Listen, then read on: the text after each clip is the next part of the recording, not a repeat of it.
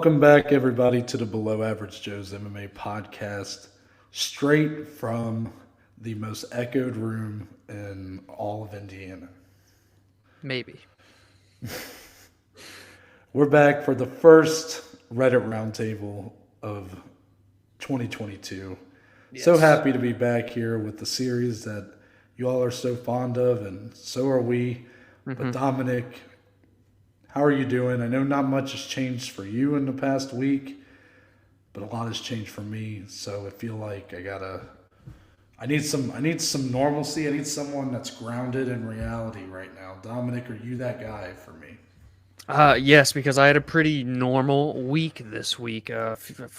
Few days at work, obviously, doing stuff here for the show. You guys have crushed the first video and podcast clips of the year, by the way, on all platforms, especially YouTube. You guys are loyal. Joey community grows another stronger. You guys are beasts, a bunch of animals. We love you. So it's been an awesome week, but a pretty normal week. I don't want to steal all the spotlight from you, Noah, because you have entered the next chapter in your life, the next big ordeal, the next big... There was one more word I was thinking of, but I don't remember what it was. Anyway, Noah, how are you? You are now in the great state of Indiana. A new job, a new apartment, a new everything. Let the people know. Give them some insight on what's going on. The move went pretty smooth. Now, if you are someone that lives around this area, then you will probably realize that when I tell you I moved on Thursday, you're probably like, oh no. Oh, yes, that's right. Literally, the drive was spotless. 2-hour drive from Ohio to Indiana to where I'm living at here. As soon as we got to the exit for my exit, it started snowing. And it was like, okay, it's just a little bit. But you could tell it had been snowing there already for a while. I was sliding all over the roads. Oh, man. Didn't really impact us on the move, like getting stuff in, moving stuff. Found out I lived on the 3rd floor, so that was a struggle. Oh, geez. But as far as after that, I had to go get like my Spectrum equipment from the Spectrum store. I show up, the doors are locked. I'm like Eric Andre, like let me in. And we already don't have the best relationship with Spectrum. So. No, we don't. And the guy answers the door just on a whim. He's like, look, they sent us home because of the weather, but I'll get you in here. And he looks at my ID and he's like, are you from Dayton? I'm like, yeah. Kind of, yeah. He's like, I'm from Middletown, which is where Kayla that? Harrison's from. Yeah. And I was like, Carlisle. And he was like, no way. He's like, I know there was a reason I let you in. Oh, that's pretty badass. And then I had to go to UPS to ship something out. And UPS was like, oh, we're closing in a half hour. You better hurry up. So I get there right at the nick of time. And yeah, it was a bad day to move in, or a bad day to move somewhere. But the move, considering that it still went as smooth as it could. That's all we can ask for. And we're recording this on Sunday, just a heads up. But I start my new job tomorrow, so we'll see how that goes. I'm excited. I'm not even sure what time I'm supposed to be there, so I should probably find that out. Right. But we'll just, we'll wing it if we have to. But yeah, but we'll hear on this week's preview if Noah was late to work or not. Yeah, but I look forward to these moments, Dom. The moments that me and you get to share in this studio. We get to talk about some MMA.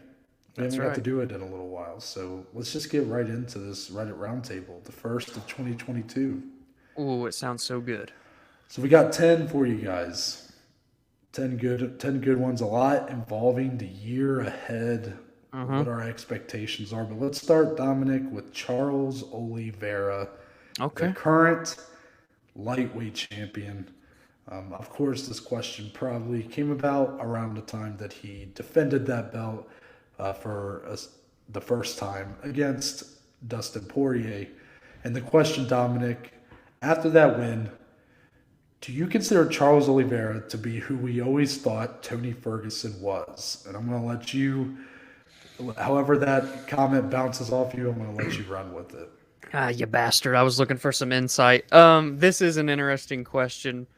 But no, I still view them as two completely polar opposite mixed martial artists. The way in which that they go about these fights, and while they do have similarities, they're still very much different. Obviously, we got to see the two match up. We know how that went for Charles Oliveira, a dominant performance, our 2020 performance of the year for the Joeys, if I'm not mistaken. Obviously, now he's on a 10-fight win streak. We saw Tony Ferguson once reach a 12-fight win streak with an interim championship. But Oliveira, reached the epitome of the sport. He is the undisputed champion. He now has a title defense under his belt. And so I think, these two, again, while comparable, are still very different from one another. Who we always thought Tony was, I still think, and definitely in terms of character, there's never going to be another Tony Ferguson. So their characteristics and the way in which they approach the game are nothing alike. I'm convinced there's no one like Tony Ferguson in MMA's history, and ever will be again for that matter. I mean, who's out there kicking poles for fun and shit with their shins? But no, man, I don't think so. I am curious to get your take on this question, however. But no, Charles Oliveira is Charles Oliveira to me. Tony Ferguson is Tony Ferguson. Two incredible lightweight fighters. The biggest reason why this could even be considered has got to be the hypothetical matchup with Khabib Nurmagomedov.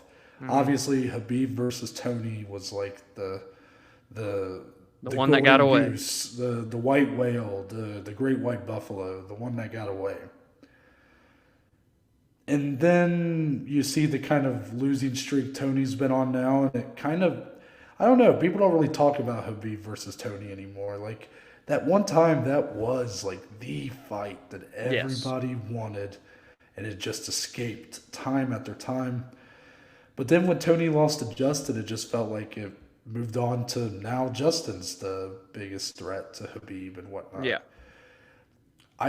While I have no way of knowing how that matchup would have went if it happened in 2016 or 2017 or 2018 or 2019 or whenever it was supposed to happen. But yeah, I do think that the advantages that people thought Tony Ferguson would bring to that matchup are more likely found in Charles Oliveira's actual game.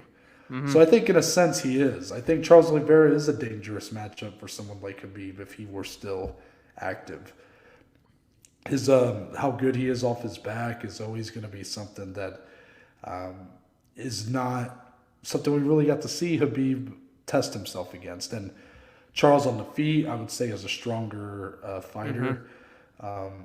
But of course, Khabib's wrestling would just be like the biggest factor in that fight, and just how Charles would be able to respond to that.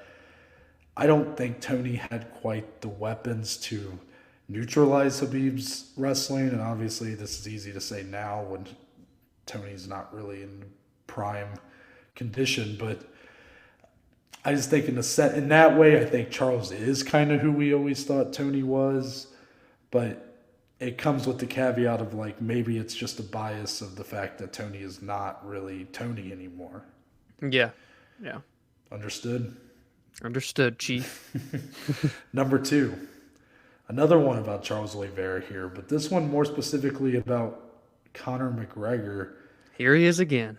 He always finds a way to pop up, Dominic, and he's popping up in the worst way here. Yeah. This is worse than him being on the news for punching Machine Gun Kelly. This is the worst possible thing I could think of, and that's that the idea that Charles Oliveira would essentially allow Conor McGregor to skip the line and fight him for the belt in his return fight. Yeah. That's both apparently have said that they would do it. I know Dana was asked about it, and Dana said, I don't know.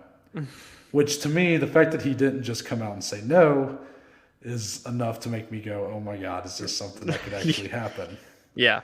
While I don't think it will happen next, I do ultimately think we get Oliveira versus Gaethje. I do wonder, Dominic, out of the current crop of the top of the lightweights, and we can sit here and say all day that we don't want to see Conor fight for the belt next, that he needs to go and win a couple fights or win a fight or whatever to show that he is still capable of fighting for a title. Is he the potential worst matchup for the champion, Charles Oliveira? Yeah, old Uncle Chael brought this one up on his awesome YouTube channel in the past week I saw, and um, I yes and no, because in terms of striking, Conor is one of the most precise strikers that we've really ever seen, and especially at featherweight, and I guess you could say at lightweight, considering his one win was a masterclass against Eddie Alvarez.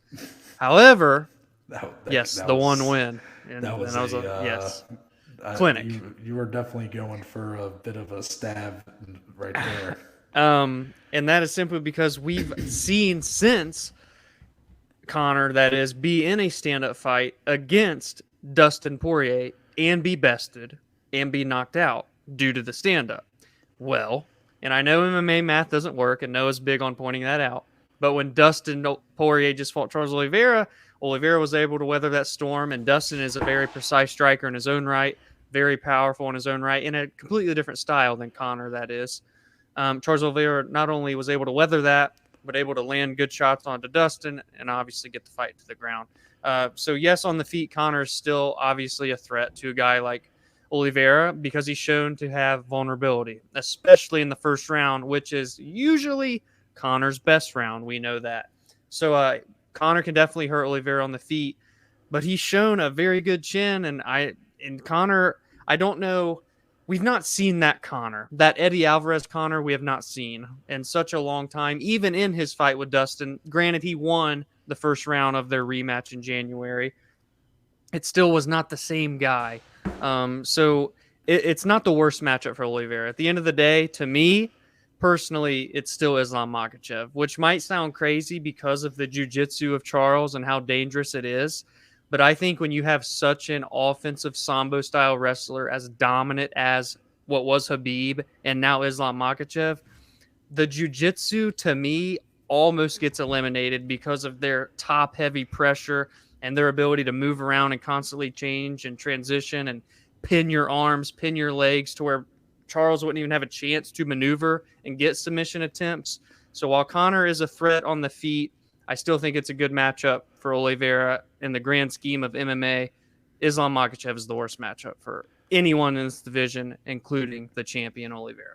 I'm going to side with Uncle Chael here. I think Conor is the toughest matchup for Charles out of the top lightweights. And it just, again, it's styles make fights, right? And while I still think it's a fight that Charles would probably win, I just think it's tough because if you notice in these two title fights specifically that Charles has had, he is most vulnerable in the early stages of the fight, of round one.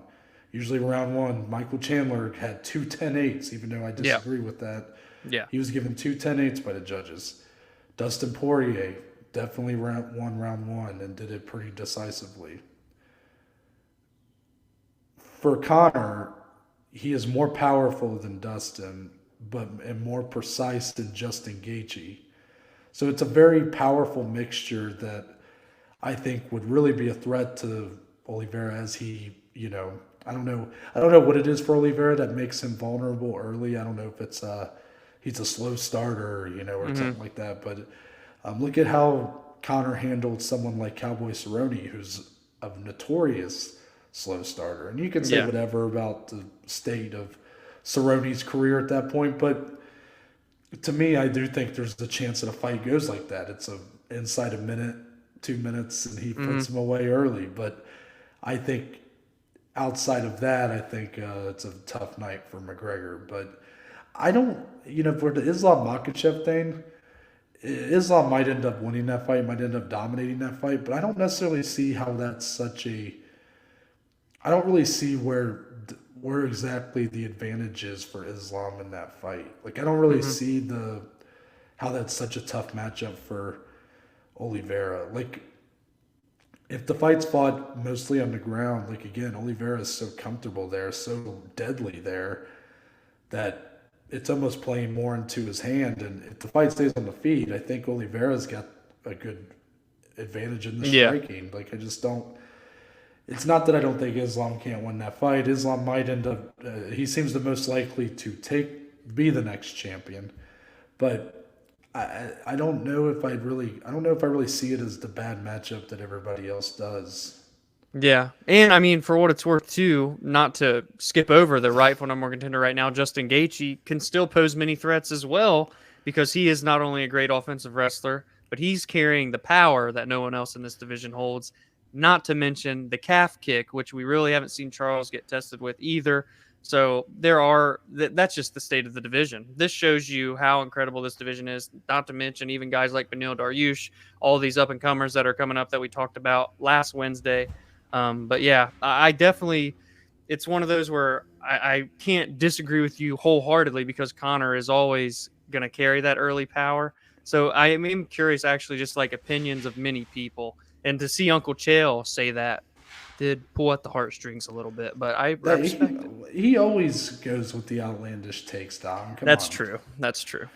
Number 3. Let's talk about the middleweight division, a division that's kind of gone under the radar for a while. It has, hasn't it?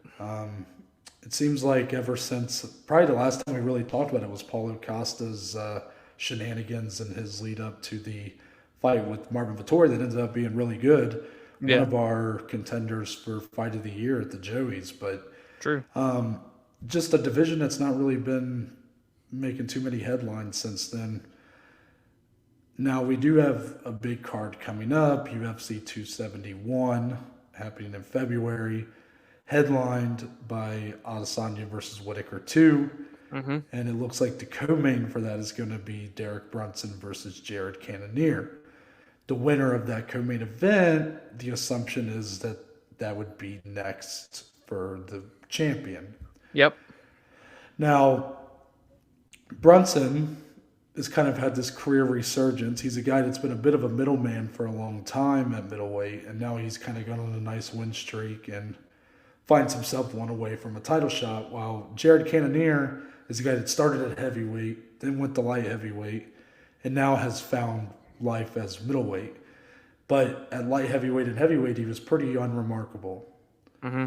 So the question is, Dom, with the rise of veterans like Derek Brunson and Jared Cannonier at middleweight, is this more of a sign of their growth as fighters or a sign that the division has gotten weaker? I think it's the division, because we even talked about last Wednesday how this is probably the most stale men's division in the UFC. I mean, it's definitely up there if you wouldn't say it's number one for the men's division. So, Derek Brunson, for what it's worth, or even Cannonier, but especially Brunson, who's tallied off 5 in a row, hasn't lost since that first fight with Israel Adesanya. I think that was back in 2018. Blonde Brunson. It's got to be the blonde hair, right? That's the biggest X factor here. But he's been great, man. His wrestling is what sets him apart because there's not many other great grapplers in this 185 division outside of like himself and obviously Vettori are the two that immediately strike the brain. Cannonier is the guy who is more surprising to still see him up there. And that's just because he is just good everywhere. But when he's going up against a guy like Robert Whitaker, for example, who's so great in the stand-up, yes, the power of Cannonier is a threat, and it showed in that fight still. But overall, in the grand scheme, over the course of a 3-round fight or a 5-round fight, the guy with the elite skill set is going to get the better of him. Is kind of how I feel about Cannonier. But he is going to just hold that power and still be dangerous. But yeah, this division is just, it's weird. It's such a weird state right now. You have this relatively dominant champion. I think it's safe to say he's pretty dominant. Israel Adesanya at 185 pounds, that is. And then you just have the rest of these guys that, Izzy's already fought Brunson. He's going to fight Whitaker a second time. He's beaten Vettori twice. He dominated Paulo Costa in a fight that everyone was super excited for going in. They were both undefeated. So I think it is a sign of the division, not even like getting weaker per se, but it's not getting stronger. There's no big prospects that are really shooting up the ranks quickly like you see in these other divisions. I think that's the better way to put it. I mean, I'm just comparing it like, is this middleweight division as strong as it was 5-6 years ago? I mean, when Luke Rockhold was the champion or somewhere where Michael Bisping, whoever, but you had Chris Weidman, who was still Yoel Romero. Was still there, yeah. I mean, Jacare Souza, Gegard Mousasi. Hell no.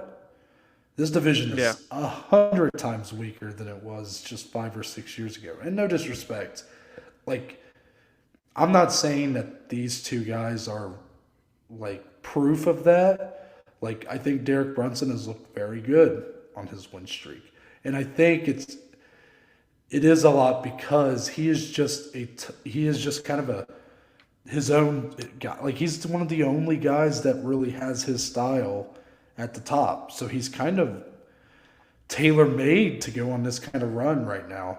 Yeah. And he's even, I mean, he might even be somewhat of a threat to Adesanya. We don't know.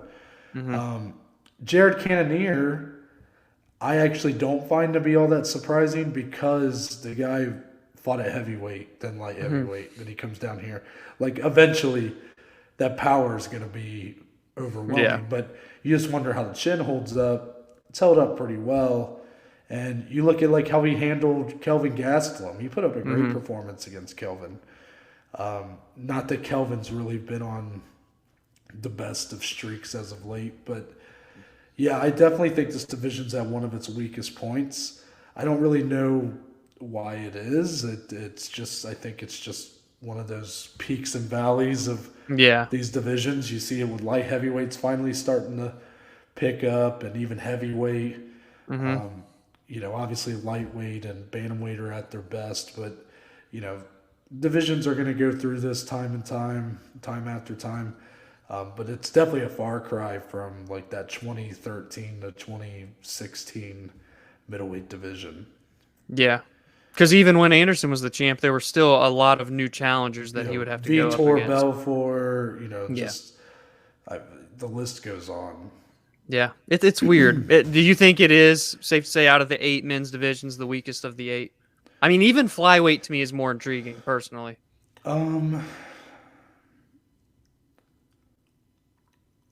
It might be the most stale. Like I mean, I think this title fight coming up is very intriguing. Yeah, but after that, I'm less invested. Yeah, there's just not as much fresh life into the thing is, there's guys that I'm invested in. Like, there's guys. I mean, if Robert Whittaker wins, I think that changes things because it's not even Brunson or Cannonier. Because I don't know. No offense to those guys, I'm not exactly all that invested in like a potential title fight between Izzy and Brunson, or you know, Whittaker and Brunson, or Izzy and Cannonier, or whatever. But if Robert Whittaker wins, like a fight with him and Marvin Vettori, that's very intriguing to me. Yeah. So some of it's just the fact that our champion's pretty dominant in this division, and he's fought a lot of these guys at the top, and the ones that we're interested in seeing him fight can't seem to put together the wins to do it. Darren Till has been a guy that we want to see him fight so bad, but he can't get the wins together. And Kelvin Gastelum, I'd love to see that rematch. Can't put the wins together. Yeah. Number 4, Dominic. This one's pretty simple. For 2022, I want you to give your boldest take for this year. I went really wacky, Noah. We kind of were discussing this off air just to like get an idea, get a gauge on where our minds were at. And this one, it's not a fighter. It's not a fight. It's really just something that maybe as an Ohio homeboy I'm hopeful for, but I do truthfully think it is a tad bit realistic. My boldest take for 2022, Noah, is the UFC, the Ultimate Fighting Championship, will be hosting an event in the state of Ohio, the great state of Ohio, the king of the Midwest. I just taglined that. It's probably not true.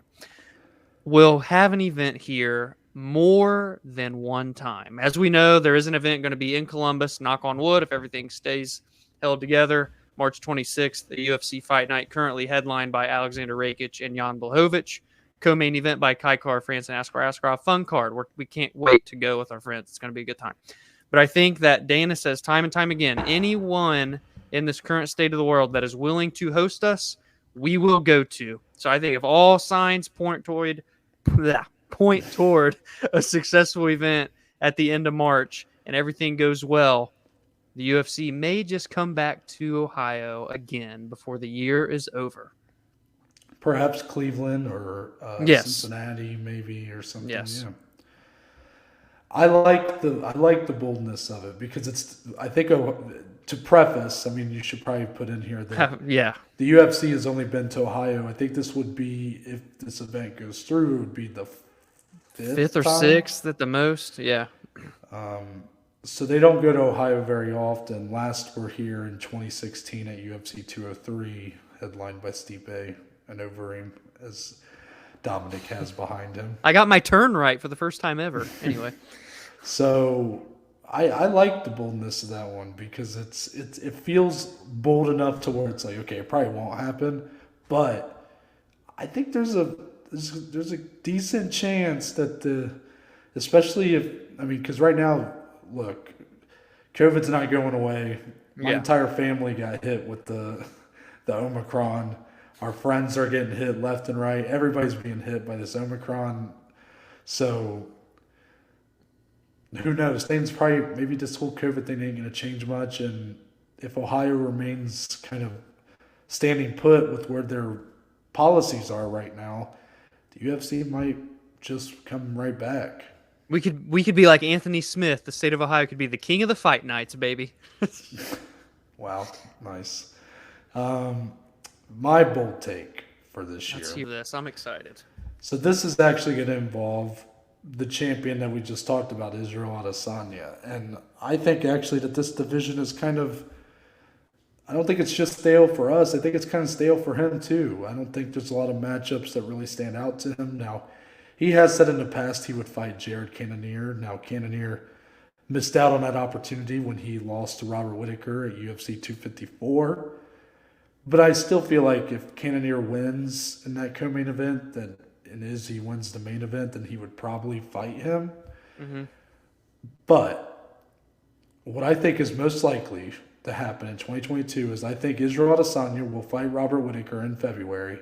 And win or lose, that will be the only time we see him fight in 2022 as he prepares his body for a move to the light heavyweight division.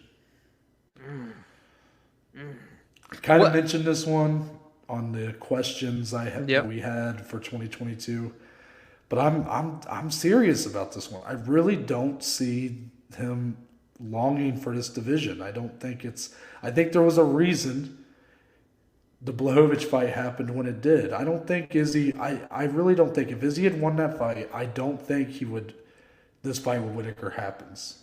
Yeah. I think he leaves the middleweight division if he wins that fight with Blachowicz. I really don't think he goes. I don't think the fight with Vettori happens. I think he sticks at light heavyweight, and I think that because I think the John Jones fight is still something that sticks in his brain a little bit, like to potentially move up the heavyweight at some point. And when you're talking legacy, to have 3 belts across 3 divisions, I mean it's probably something in his mind as well. And I mean, in middleweight, I just don't see the contenders that really are going to make him want to get out of bed in the morning. Yeah, I mean, being that really the biggest one is Darren Till, and he's sitting back there like number 8, injured, 2-fight losing streak, so on and so forth. He does seem, Izzy, that is, to be a guy that really does want to cement his legacy. As Noah mentioned, he's talked about wanting these titles, wanting these big fights. So it's definitely something I'm not going to be surprised by. Like, I would be surprised if this one in February is the last one. I'll put it that way. So that part of your bold take is very impressive and interesting.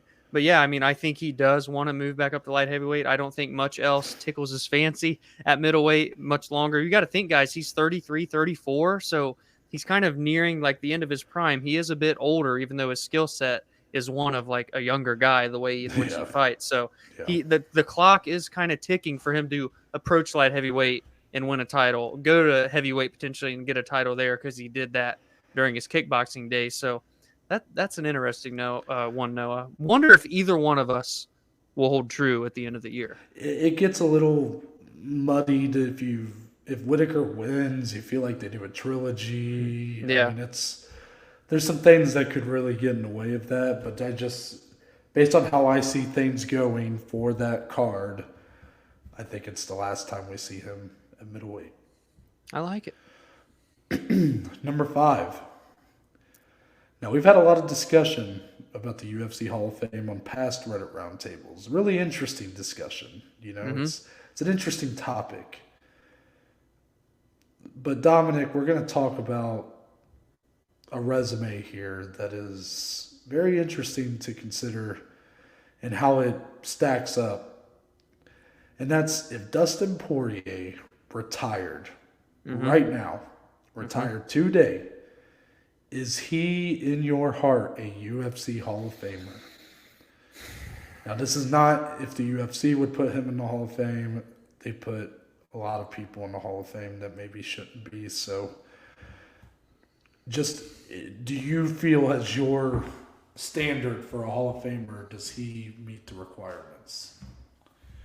I'm gonna go with yes, and maybe my fandom is leaning me that way more. I worry it might be.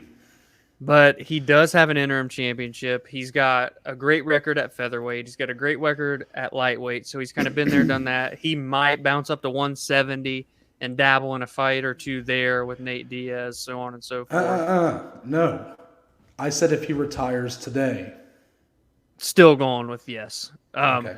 I think, he does have a great record, some of the most wins of all time. He's at 20, if I'm not mistaken, which is like top 10, I think, or something like that. So I think with his body of work, his resume we talk about it all the time, how fantastic he is. The former champions, he's beaten the people he's beat more than once. Again, it's not the undisputed title, but an interim title is still more than some other Hall of Famers that have been put into the UFC, let's be honest. So I'm going to go with yes. I think he would be a Hall of Famer.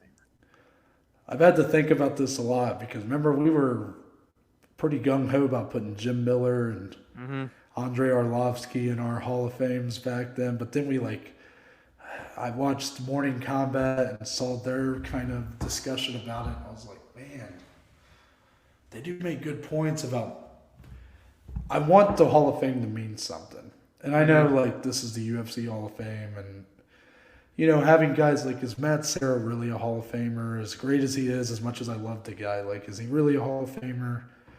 Probably not, but the UFC puts him in there. So I think Dustin Poirier will end up in the UFC Hall of Fame based on the criteria today. But for my personal opinion, if you're never proven to be the best fighter in your division at any point in time, then I can't say you're one of the best fighters of all time and that you should be a Hall of Famer. Does that make sense? Mm-hmm. Interim title doesn't mean anything to me. I don't like interim titles, so that one, to me, he's never been a champion. And therefore, he's never been the best fighter in the division. He's got an amazing resume. You're right, 21 wins. Very impressive. If he won the belt from Charles, he'd easily be in there. He'd be a first ballot Hall of Famer. But until you can prove that that you are the best at your division at any point in time, I just think that's the only way I can really do it. That's the only way I can really make a criteria. You got to start somewhere. Yeah. So to me, it's okay. Did you have an undisputed belt? Did you ever carry a belt? It's no. Yeah. Well, I guess not. I mean, it doesn't mean I think I wouldn't put Matt Serra in there either, even though he did have a belt. But it's different. It's just. That's where I start. It's okay, that's a way. It's kind of like a resume where, they'll put the GPA requirement of a 3.0. Yeah. That's to cut off, certain applicants, and then they'll limit even further by the ones that meet that criteria. Right. Yeah. Any final thoughts on that one? I figured we would differ. I had a I mean, I'm not a Dustin Poirier hater. And again, when they do put him I like the guy so much that when it happens or if it happens, I'm gonna be happy for him. You want to see him happy, and he never won the big one, but damn it, he won pretty much every other fight. Literally, yeah. So I don't know. I wouldn't be upset about it, but it's just that's the only way I can justify it in my head. That's your minimum cutoff, ladies and gentlemen. Keep that in mind. Number 6. Got to give credit to one of our commenters on Twitter for kind of introducing this idea. I just tweaked it to make it a question. We've talked so much about the women's featherweight division, Dom, and how the UFC is kind of wishy-washy on if they're going to get rid of it or if they're going to sign Kayla Harrison and maybe try to boost it up again or what they're going to do. But one that we haven't really considered is, are you in favor of the UFC adding a women's atomweight division? Yeah, I mean, hey, I'm all for divisions into the UFC so long as you've got the fighters to back it up. And it seems like while me and Noah personally haven't gotten to like witness much atomweight action, like I know Invicta, I believe, has one. And it seems that's what Laura Senko used to fight at when she was a professional, an amateur fighter. Michelle Watterson was an Invicta champ. And she's still small for strawweight, and she even fought at flyweight against Marina Rodriguez. So, yeah, I think this would be cool. It seems like there are a pretty good amount of women. I think One Championship also has an atomweight division, and it seems to thrive over there. So, yeah, I'm all for it, 105 pounds. If you have enough to make the rankings and make a division out of it, I'm all for it. And I want to see introductions of new talent, new female talent into the UFC. And if this is a way to do so, then I'm all for it. I think, we love the smaller guy fighters like the 125, 135 pounders. Look at how fun those divisions are. So we could see a lot of quick, fast-paced action with an atomweight division. And it does add some freshness to just women's mixed martial arts as a whole for the UFC, especially with 135 being stagnant, all the question marks around 145. It seems like, I know Dana's even been asked about this before, and he's open to the idea. There's a pretty big demand for it from the vast majority of the community. So I'm going to hop on the bandwagon as well and say, yes, I would be in favor of an atomweight division. Yeah, it's not just like, oh, of course, like the more the merrier. But I don't want a division to be added and it be women's featherweight again. Yes. But based off what I've seen, there seems to be a lot more high-level women's atomweight fighters, and even some in the UFC that would probably drop down. Michelle Watterson maybe being one of them. Yeah. Give me it all day, 100 times out of 100. I love it. Now, would you rather, maybe I should have worded this question like a little this. game of would you rather. Would you rather have women's atomweight or do the men's 165 and then do men's 175 on top of that? Is not where I thought you were going. I thought you were going to say, would you rather this or like the women's featherweight? But I guess it is still a division, so I get why you couldn't ask that. So women's atomweight or men's 165 and then 175? Yeah, just getting rid of ones, moving up 170 to 175. So really the question's women's 105 or men's 165. I still think that for the most part at lightweight, we don't see it be as much of a problem as it once was made out to be. So for that reason, I'll stick with women's atomweight. I will, yeah. Oh, man. I'm going to go with men's 165, and it's only because it's a tough one. And a lot of there's a little bit of bias in my answer because I don't know most of the women's atomweight talent. Mm-hmm. Most of the talent that would be going to 165 already are into UFC. It's just guys that haven't been quite able to get RDA, guys like that would move up. Some guys at 170 would move down. It'd be a lot of guys that I'm already familiar with, guys who haven't gotten that shine that I think are deserving of it. So that's kind of why I would side. I'll tell you what. I mean, I'll be interested to see, and I think we're going to talk about this on Friday, but I'll be curious to see how Eagle FC and their 165-pound division goes with the most prominent guy ever to want this division being Kevin Lee with Eagle FC and kind of being the forefront of that division. So I'll be curious to see how it turns out for them. True. Number 7. Here's an interesting one, Dom, that you pulled from BT Sport as you're one to do. Now here's how I'm gonna word this question. So because the wording's a little tricky, but basically, Dominic, the question is, who are you most confident will end the year as a champion who currently is not a champion? Right. It's bad that this was my question, and I still am not 100% certain on who I want to say. Well, mine's obvious to me, so I'm jumping in and taking it. Okay. Peter Yan, 100%. But he's an interim champion. We're counting interim belts? Okay, well, then I won't do that. I know you don't like them, so, I mean... Yeah, well, that's fair. That's fair. It is. I mean, just because I don't like them doesn't mean they're not a thing. And plus, that's kind of just I don't know, it's kind of a lazy answer. It's just... Well, see, I was going to go with, I guess not a lazy answer, but I talked about it on last Wednesday, and I didn't want to repeat it today. I think it could be Khamzat Chimaev. But again, it just comes down to, they're talking about, he might not even fight till April, which is... dude, what are we doing? This guy's the guy that wants to fight every week. Why are we waiting so long? So, I for that reason, I don't want to go with Khamzat because I want to do something different. I talked about it so much last week. Part of me wants to go with Yuri Prohaska, but then I think Magomed Ankalaev might even be the...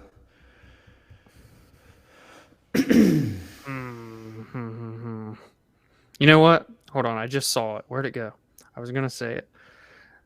I'm going to do it. I'm going to do Islam Makhachev. Okay, I'll go Yuri Prohaska. I think, well, we talked about it in the first question of the day, how I think the matchup with Islam and Charles goes. And I'm not saying Charles is guaranteed to lose that fight, but I just really think that Islam is one of those guys, much like Khamzat, that it's not a matter of if they become a champion, it's a matter of when. And right now, Islam technically is kind of closer than Khamzat is, just being that he doesn't even have a fight booked. If he can beat Beneil Dariush February 26th, he's locked in for that contender spot, likely fighting the winner of Oliveira Gaethje. I think he matches up well with both of them. I think Islam Makhachev, the protege of Khabib, will be a champion by the end of the year. I'm going to change my answer. I'm confident Yuri Prohaska can beat Glover Teixeira, but I'm not confident that he will exit the year with the belt. His style is so fun to watch, but such a worry to anybody who's a fan of him. Yeah. I'm going to go with it might be kind of cheating, but I'm going to go with Valentina Shevchenko at bantamweight. Oh, see, now that you just got me going with that one. Mm-hmm. I like the creativity. I like the ideology behind it. The rematch with her and Juliana. Juliana seems to want that one. Mm-hmm. I don't know how it'll go because I think right now Pena and Nunes are going to run it back. And who knows what's going to happen there. I mean, yeah. Every time I talk about this fight, I'm flabbergasted. But I think that Nunes will win back her belt. At least that's how I see it. But then I don't know if she'll keep it. I kind of could see her relinquishing the belt and maybe having one more fight with Kayla at featherweight. And then that allows Valentina and Juliana to maybe do a rematch for a vacant belt or something. I don't know. Valentina just feels like she's really going to, as this new crop of flyweights are still slowly but surely rising to the top. Yeah. I think it's about time for her to kind of move up and allow that new wave to kind of take over 125. Well, okay, quickly just to coincide with that then, do you think she could potentially do what Amanda Nunes has done and defend both belts back and forth? No, because Amanda's only been able to do that because featherweight's not a division. And really, bantamweight's not been much of a division while she's. Yeah, that's true. And that's not to take anything away because she has, I think, every year defended both. I could be wrong on that, but she's defended both consistently, I would say. Yeah. Yes. As I think she's defended both as much as they've been deserved. Yeah, to be defended. Right. But women's flyweight feels like there's just going to be a lot more contenders here soon. And bantamweight, while still being a bit weird and stagnant, could be freshened up with a new champion. You just have more matchups potentially there. I mean, even though she didn't look good in her last fight, what if Valentina wins and was to fight Miesha Tate? Could you imagine that? It'd just be a huge fight. I don't know. That's true. Valentina fighting Holly Holm again. I don't know. There's a lot of fun fights there, but I don't. There's a lot of great names that I think people forget Valentina beat. At 135. Yeah, it's true. And I just think those two divisions are not. I don't think you can go back and forth. I mean, if anybody can do it, it's her. Yeah. I don't know. I think that's a lot to ask. Yeah. I like that. That's interesting. Number 8, this is also one that you pulled from BT Sports, so shout out to him. Them, yeah. And I'm going to tweak this one a little bit as well. So Dominic, and I'm taking this kind of, I remember when we were entering 2021, Dana did an interview, I think, with BT Sport, actually. Mm-hmm. And one of the questions they asked him, it was the lady that interviewed him, like, I think at the Apex or something. Mm-hmm. And she said, if you could make one fight this year, what would it be? And he said John Jones versus Adesanya. Mm-hmm.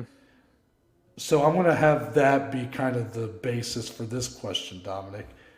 If you're in Dana White's position right now, what is the one fight that you make this year? One half of that is still relevant, Noah. As much as he kind of is in the negative side of the news and in the fight game, John Jones is still unequivocally one of the best mixed martial artists of all time. It will be 2 years next month since the last time we've seen him in action.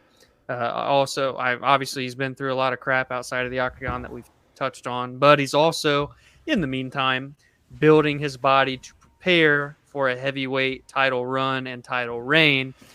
Therefore, Noah, and this I do kind of have like an honorable mention just because this one doesn't have a set in stone opponent, but the fight to make is John Jones versus the winner of Cyril Gane and Francis Ngannou that's happening in January. I think that would be one of the biggest fights that the UFC can make this year. If you're talking like big time money fights, what can we do to bring attention to it? That is one of the ones to make there. And then just an honorable mention, because I don't have a set in stone name because we're awaiting the winner of that fight, Joanna Jędrzejczyk, Zhang Weili number 2. Just so I have 2 set in stone names. So there you go. Well, which matchup interests you more between Gane and Ngannou versus Jones? John Jones versus Cyril Gane is an amazing 2 elite, all well-rounded, fantastic, full-scale mixed martial artists on the grandest stage of them all for the biggest prize in the sport, for the baddest man on the planet title. If it were up to me, that would be absolutely massive. Mine's going to be Petr Yan versus TJ Dillashaw for the bantamweight belt. I like that. Obviously, in order for the bantamweight belt to be on the line, something has to change. But I'm just saying, if there's one fight I could put together, I'd put that one because I think Petr Yan might be, even though Kamaru Usman is the pound-for-pound top fighter in the UFC, I think if you went skill for skill, I think Petr Yan might be the best fighter in the entire company. He's unreal. And to TJ Dillashaw is a representative of the past of the division, but also probably still the toughest fight for someone like Petr Yan because he's so well-rounded, but he's also very gutsy. He's very he'll make a fight a little dirty. He'll definitely take the fight wherever it goes. He'll take it to the ground. He'll clinch. He'll keep it at a range in a striking battle. So he kind of does a lot of what Yan does. I think Yan might be better at this point in their careers, but I think if Yan beats Dillashaw, I don't know if Yan's losing for years to come. Yeah. That fight, truthfully, what makes me have that same mindset as you that you finished with there being years to come was his performance against Sandhagen. Because really, stylistically, that is like one of the tougher fights that you can have for him outside of Sterling, which he has shown to already pass in a certain extent, outside of obviously the result of that, which we'll see in March when they run it back. But, to me, Corey Sandhagen is that guy that we've both said we still view as a future champion. And the way that he went tit for tat with him and still won that fight really showed me that, like, okay, this dude really could put a years long type title reign together. Mm-hmm. Yeah, I completely agree. I mean, I think it's got the makings of how old is he? Is he 30? Oh gosh, 31. Let me check really quick. He's in his early 30s, I think. I think there's no question this guy could hold that belt. As strong of a division as it is, he's 28. Yeah, I mean, there you go. That's even more terrifying. As strong of a division as bantamweight is, I just think that I don't see who beats him in 4 years. Yeah, it's crazy. Obviously, people will come up like, Sean O'Malley. I don't know. That's a tough fight for Sean, man. It's just like Adrian Yanez. I mean, it's these guys on the come up. Ricky Simone, who I'm not as high on as you, but I think the Jan has just got a style where he'll never look at Adesanya is an exceptional talent, but there's always a style of fighter that will have an advantage over him. Mm-hmm. A really heavy wrestling game plan. Yeah. Jan has no holes like that. No holes. Yeah, I agree. That's the best way to describe it. Outside of getting himself DQ'd, apparently. Right. So just a little bit more rule book reading is all we need. Yeah. Number 9. Now, Dominic, we had a title fight get introduced over the last week, and that was supposed to be our headliner for UFC 272, which would see the trilogy bout between Alexander Volkanovski and Max Holloway for the men's featherweight title. Within 24 hours of that announcement, the fight was canceled because Max is injured. Probably the quickest announcement and then denouncement ever. So there's a lot of options right now because it looks like they're going to keep Volkanovski on this card and just have him fight someone else for the belt. So we've had a few options. A few people have thrown their name in a hat. It's possible, like I said at the beginning, we're recording this on Sunday. Right. So it's possible when you guys are listening to this, it might already be official. Yes. But right now it's not. So Dominic, of the list of potential replacements for Max Holloway, who is your ideal pick to be that replacement? I'll tell you what, it's been really fun being involved in the MMA community since this announcement because we got everybody throwing their hat into the pool, right? I mean, we've got guys like Giga Chikadze who's fighting this coming weekend. We've got Chan Sung Jung, the Korean zombie that is. We've got Yair Rodriguez. We've got Josh Emmett. Yeah. And we've got Triple C himself, just to cap off that list, Henry Cejudo. And I'll tell you what, man, I initially said immediately when I sent this into the group, I think that if Giga Chikadze comes in and not just beats Calvin Kattar, but really puts on an impressive, dominating, smashing, I think might have even been the word I used, performance. Yeah. He could definitely be in the running to get this title shot because that would make him 8-0 in the UFC. He really has some of the most momentum in this entire division if we're talking putting together win streaks. After him, it is Josh Emmett, who's won 4 in a row, but he just came off that super long layoff is kind of the only weird thing with him. So I could see that. But then Henry Cejudo tweeted, and damn it, if I'm not interested in seeing that one.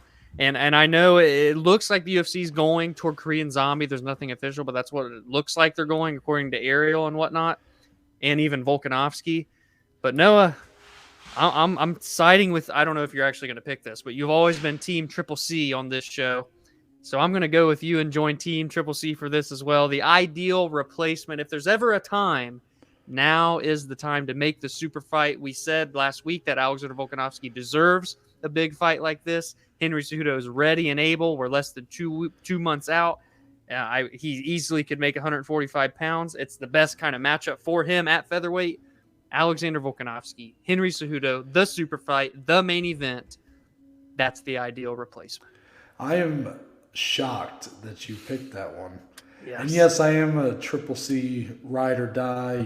I love Henry Cejudo. I think the guy is one of the most complete packages of talent that we've ever seen in combat sports, just across, wrestling and then in MMA.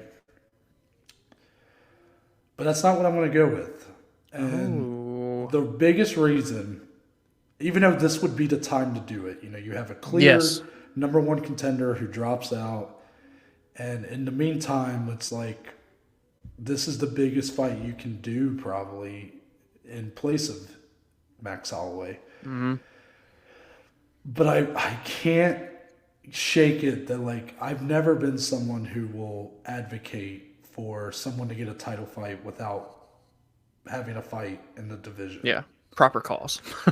And I can't shake that, even though here would be the only time where I could be on board with it. Yeah. I'm gonna go with. Oh, let me work. Oh, that was the closest you've ever been, and then you pulled it back. I almost said Giga Chikadze. Yeah. But the problem is, and if I say, like, do I have to say the winner of Giga versus Cater? Because if Cater wins that fight, I don't know if he should be No. Considering the beatdown he got from Max Holloway. I feel like the order goes Giga if he wins, Korean Zombie, and then Cater. And then I guess Cejudo would be probably under Zombie for me. But and also just to, like, at least give him a little bit of credit, that low-key guy would be Josh Emmett, I suppose. Josh Emmett I would put above... do I put him probably above Cater? No, I don't think I do. Really? I would keep Cater above him. Cater's fought better competition up to this point. But either one, I mean, no offense. I wouldn't be upset if any of these guys get it, really. I mean, at this point, you just want to keep Volkanovski on the card. Yeah. It's a lot of fun matchups. And, I guess Yair Rodriguez, where does he fit in? True. Oh, man. Oh, my God. He gave Max such a good fight. Is it weird? I kind of want to see Yair. I mean, what's great about this, too, is, like, every single fight is amazing. Like, look at the stylistic differences in every single one of these matchups. It's crazy. I kind of want to see Yair, but I don't want to advocate for someone coming off a loss. Yeah. Man, this is a tough one. That's why you just got to go through heart now and say Triple C. I'm just going to say Korean Zombie. Because which, again, seems like that's what they're going to do. It seems like it's going to be the most likely. Now, TKZ is only coming off one win against Dan Ige. But this guy's the performances he's been putting on for a decade plus now. The guy has the resume. Yes, he has fought for a title before. He lost to Jose Aldo. That was one where he had a rib injury, kind of ended the fight. So now, even though he's only won the one fight, I mean, the guy's still fighting at a high level. He seems to be even evolving, perhaps, with the times, becoming a little more risk averse. The Ige fight was very impressive for that. I think that's who I go with. I don't know if I don't think it's the toughest fight for Volkanovski of the bunch, but it's the only one that I can sit here and, like, be on board with without any sort of caveat. Yeah. Giga would be ideal if he wins, but I feel like it's a little cheap to go, well, if Giga wins. But if Cater wins, then, I mean, because that just, to me, it's like, if Giga beats Cater, then I think Giga, like, right now I look at Giga as perhaps one of the best talents in the division who just has yet to make his way to the top of the ranks. Yeah. But if he loses to Cater, does that compromise my viewpoint of him? Or does that mean Cater is really just one of the best talents in the division and he just had a rough night with Max? You know what I mean? So I can't, it's hard for me to, because if Cater wins, I don't see myself going, well, I think Calvin Cater should be next. I mean, I don't see it. So I can't I'm in the same boat. So I'm going to go with Korean Zombie. And I hope that made sense. But if they do Henry Cejudo, man, come on. I mean, I'm going to be excited for it. Just those two specifically, each fight is so, especially based off of Korean Zombie's last performance. I know we had it in the disappointing fight of the year category. Don't get us twisted. It was a fantastic performance from Zombie, being that he showed a skill set that he's never been prone to showing. But that type of skill set and game plan is what he would need to beat a guy like Volkanovski. For that reason, I think it would be an incredible fight, just as much as Volkanovski versus Cejudo. Yeah, agreed. Last one here, number 10. Woo. Talking about some of the unranked prospects. A lot of times when we talk about prospects, Dom, we talk about that 11 to 15 range, where he's kind of the guys that have already kind of been on fans' radar, but still haven't made that jump. But now we're going to try to get into the deep cuts a little deeper. I'm going real deep. Which unranked prospect should people have on their radar for 2022? Who goes first? Up to you. I'm doing it. Okay. So, ladies and gentlemen, I went back and forth between 3 gentlemen, and I couldn't steer away. Sorry, I had some country twang come out there. Steer away from this gentleman being the force. I am twisting my words on this last question of the show. The first UFC-born fighter from Uganda, but currently fighting out of Kansas City, Missouri, with Glory MMA, James Krause and the gang. He's 0-1 in the UFC, but damn it, what a fight it was on short notice, up a weight class at 155 against Mason Jones, a fight of the night contender. Noah, I'm going with Mr. David the Silent Assassin Onama. I have never in one fight jumped on a bandwagon quicker than I did with David Onama. He showed me so much in that fight with Mason Jones, who, speaking of unranked prospects, is one of the biggest in the UFC, especially for that lightweight division. And the fact that he did this on 4 or 5 days' notice, he was sitting on his couch when he got the call from the UFC, went 3 rounds back and forth, tit for tat with Mason Jones, even winning a round, if I'm not mistaken. Man, what a fight that was. And I want to see him now with some time off, a proper training camp, fight at his actual weight class, being featherweight, 145 pounds, which we were just discussing in the previous question. David Onama, I think, is someone that a lot of people are going to forget just because it was kind of only one fight so far. He lost. It was really spur of the moment thing, not a lot of time to build him up and showcase him to the fans. David Onama is my prospect, unranked prospect, to watch out for in 2022. Yeah, it's got to be a deep cut because he's only one in the UFC. But if anybody remembers that fight was fantastic. And yes. He took that fight on wasn't it like a day? 2 days? It was literally, minimal time. It was very minimal time. So, I mean, Mason Jones is another good one to potentially have on your list. Jack Shore is a guy that me and you tossed back and forth. My name, though, I'm going with the upside, the potential, and this guy, I feel very confident will hold a belt one day, and that's Shavkat Rakhmonov at the lightweight division. 2-0 in the UFC. This guy was a defending M1 global champion when he came to the UFC, and he's gone under the radar because, again, he's only 2-0, hasn't exactly fought his debut was against Cowboy Oliveira, who is always a tough out, and to make your debut against him. But then, he's just been on some under-the-radar cards and whatnot, but make no mistake, this guy is deadly. He is a vicious on the feet. He is precise on the ground. Anywhere the fight goes, he is not just comfortable, but excels. And because of that, I think 2022 could be a big year in his growth if he wants to try to fight 2 or 3 times this year. And I don't know if I see that, but if he were to do that, I mean, there's no doubt this guy's ranked at the end of the year. I think he's a champion within the next 2 to 3 years. The guy's such a complete product already. It's just a matter of getting him the matchups to get him to the top. That's what it all comes down to. So he's gone under the radar. Lightweight, it's talent stacked, prospect stacked. But he is actually, I made this comparison, but I did it with Islam compared to those guys ranked 11 to 15. Those guys are like Thanos. Yeah, right.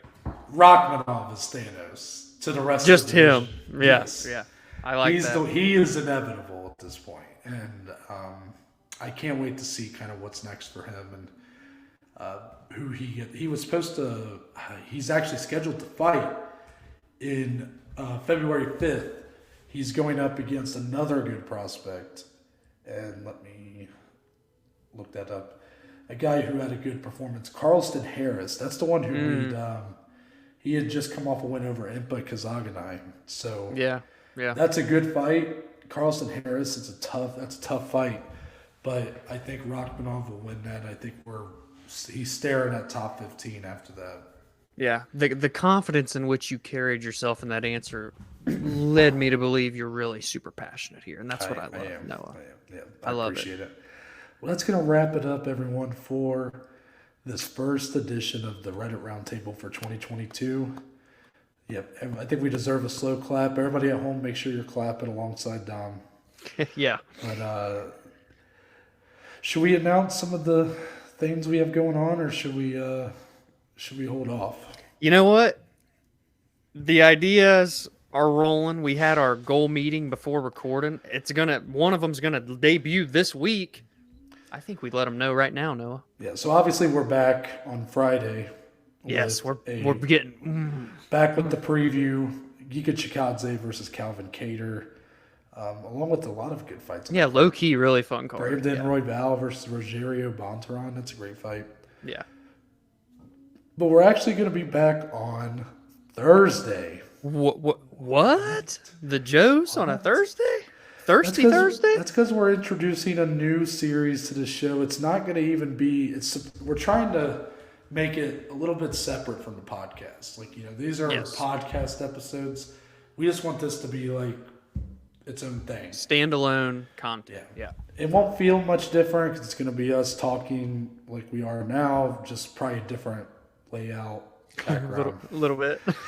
But this is because since I moved to the state of Indiana, one of us is now located in a state where sports betting is legal. And fully going. Yeah. And Ohio is on its way. By the end of this year, Ohio will follow suit by then, I should say.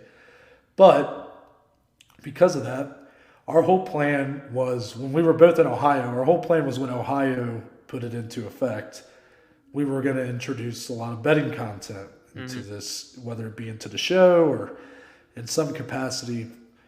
Well, now that I've moved to Indiana, that's sped up the process. Yeah, so now we're doing it to start the year. And while you'll notice it on our previews we'll probably put betting odds on the the scroll, like showing on the fight card and stuff, on the banners and whatnot. But we're actually introducing our own mini show toward the betting side of the sport. Right. So it's going to be called The Nosebleeds. That's right. Yep. And it's just going to be me and Dom going over some of our picks for the week and just talking about the different odds, different plays that we like, perhaps parlays, even just stuff involving that week's MMA action that we would ourselves interested in betting on. And right. You guys can hopefully enjoy that, listen to that. Again, not going to be betting advice, not going to be bet responsibly. Yes. We are not experts by any means, but we are just guys that are very interested in getting more involved with sports betting and just that side of combat sports. And some would say degenerate gamblers. Yeah, and this is the way we're going to do it. So I'm sure we're going to lose a lot of money, but we're going to have fun doing it. Exactly, and that's all that matters. Yeah, so make sure to tune into that. That'll be debuting Thursday at 5 p.m. Yes. So make sure to check that out. But until then, Dominic, tell the good people where they can find us on social media. Well, you can find me personally on Twitter, on Instagram, at @DSlee14. More importantly, go follow, go engage, go interact with the podcast, with us on Twitter, on Instagram, at BAJ_MMA podcast. And for me, you can find me on Twitter, Instagram, at BAJ. What am I doing right now? I started reading our I saw your eyes look up at the... You can find me on Twitter, Instagram at ntbaker_. If you go to my bio, there is a link that will take you to the link tree, which will present you a list of links to all the platforms the podcast is on, along with social media platforms. So that includes... It's not limited to. Kind of is. The Twitter, the Instagram, the YouTube channel, and Spotify, Google, and Apple Podcast. It's all on there. And there's a couple links for today's sponsor, Anchor. Shout out. First one, leaving a voice message. Let's start in the new year the right way, guys. Leave us some Who's going to be messages. the first one? There can only be one. There can only be one. Yes. Yeah. But there can be more to you guys can. Yes, All you preferably guys can 6, 7, 8. You know, it's whatever. But only one of you can be first. And we will give we might even give you a complimentary Joey on the house. First voice message of 2021. I like that. Yes. Also, there's a link on there if you want to become a supporter of the podcast. Any and all support would be appreciated. But that's it. We're out. And we're going to see y'all on Thursday. Be ready to make or lose some money.